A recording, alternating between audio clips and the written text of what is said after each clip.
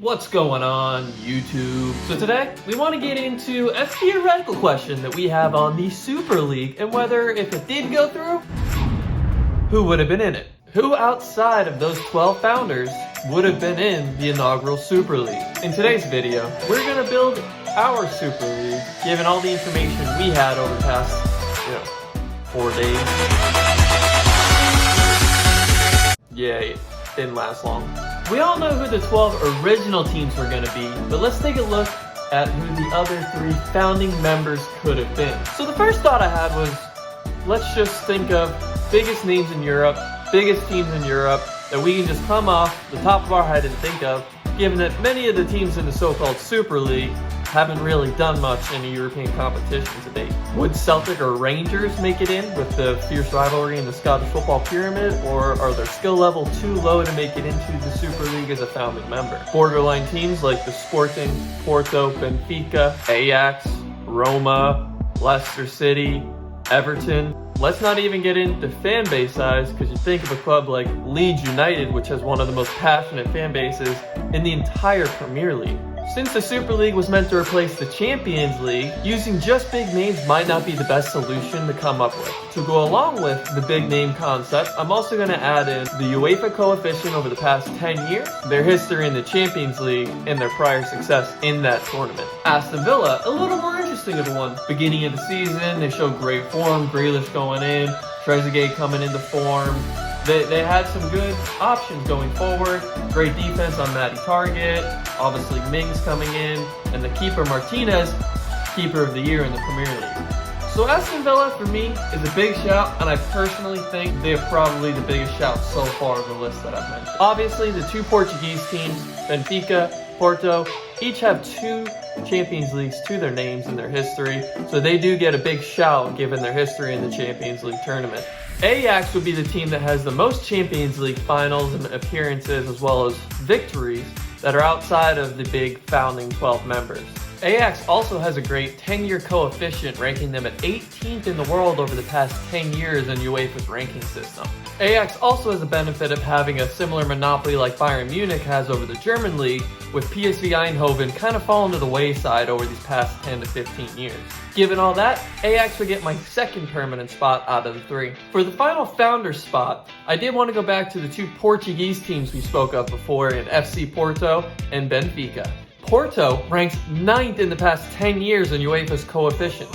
Benfica, 12th. Both teams clearly have what it takes to be in the Super League. For the final spot on my permanent list, I'm giving it to Porto. I would have loved to give it to Sporting. Nothing to do with me being a Manchester United fan and, worshipping Bruno Fernandes. No, nothing to do with it. Nothing to do with it. But in the end, I did give it to Porto. I think they're most deserving. They've also ranked 9th in coefficient over the past 10 years, showing that they're a top 10 club in the world when it comes to performance.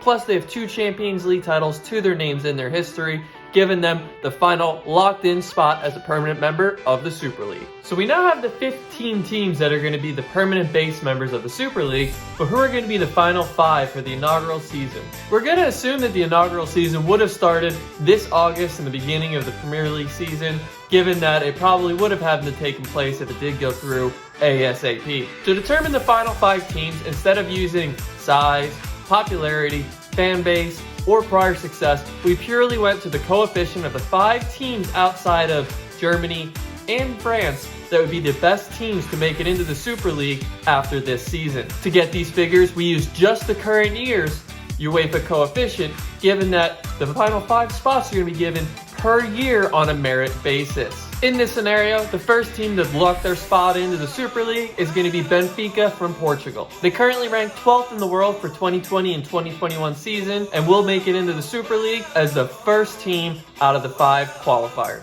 The second team to make it in is going to be Sevilla. Sevilla being 4th place currently in La Liga, currently ranked 14th in the world coefficient for the 2020-2021 season. The next spot is going to Villarreal, who rank 9th in the UEFA coefficient for the 2020-2021 season. Sevilla ranks 15th for the current 2020-2021 season. The next team making the jump is going to be AS Roma, who currently rank themselves at 11th in the UEFA coefficient for the 2020-2021 season. The final team making into the Super League for the 2021 2022 season and the inaugural season of what would have been the Super League is going to be Atalanta BC. Atalanta currently ranks 18th in the coefficient for the 2020-2021 season, and that rounds out the top 20 teams who are going to be in the Super League. Here's a table showing who the 20 teams we've selected to be in the inaugural Super League if it were to have happened next year. Notice that the founding 15 members, regardless of position, will remain in the league, and the following season, the best 5 teams from outside of the Super League will make it in, while the bottom 5 will transition out. As you can see, all of Europe's top 5 leagues have not made it into the Super League, mainly because the Bundesliga wouldn't have the entrance of Bayern Munich, Borussia Dortmund, the French league wouldn't have PSG, Monaco.